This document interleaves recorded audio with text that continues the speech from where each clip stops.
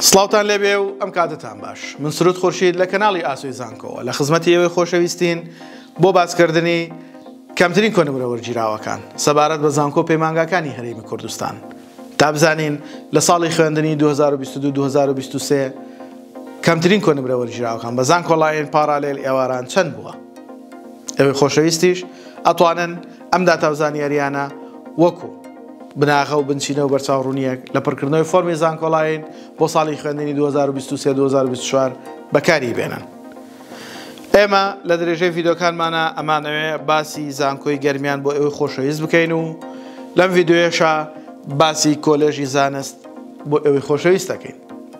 با بزانین کۆلێژی زانست کەمترین کۆنمرە وەرگیراوەکانی بە زانکۆڵایەن و پارالێل چەند بووە، پارێزگا و گشتەکەی چۆنە. بۆ وەرگرتنی ئەم داتاوزانیاریانە تا کۆتایی ڤیدۆ بینەرمان بن. لە زانکۆی گەرمیان کۆلێژی زانست دوو بەشمان هەیە. بەشی یەکەم زانستی کۆمپیوتەرە. زانکۆڵایەنی پارێزگا 63.137 و گشتێکەی 78.5. پارالێلی پارێزگا 57.851 و گشتێکەی 57.851. کۆلێژی زانست لە زانکۆی گەرمیان بەشی کیمیا 62.7 زانکۆڵایەنی پارێزگایە و گشتێکەی 84.001. پارالێلی پارێزگا 59.561 و گشتێکەی 82.133.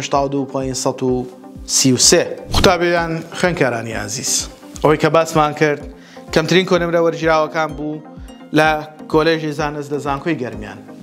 زانیمان پارالێل و زانکۆڵایەنی پارێزگا و گشتێکەی چۆن بووە. بە هیوای ئەوەی جێگەی سوود و ڕەزامەندی ئێوەی خۆشەویست بێ و وەکو داتاوزانیاری و بەرچاوڕوونیەک بەکاری بێنن لە کاتی پڕکردنەوەی فۆرمی زانکۆڵایەن لە ساڵی خوێندنی 2023-2024. هیوامان سەرکەوتنی ئەوەی خۆشەویستە. ئێوەش لایک، کۆمنت، سەبسکرایبی کەناڵەکەمان لە یاد مەکەن و زەنگوڵەکەش داگرن بۆ ئەوەی هەر ڤیدیۆیەکی نوێمان هەبوو ئاگادارتان بکاتەوە. لە هەمان کاتیشە لە ئینستاگرام بە هەمان ناونیشان واتە ئاسۆی زانکۆ ئێمە لە خزمەتی ئەوەی خۆشەویستین. هیوامان سەرکەوتنتانە.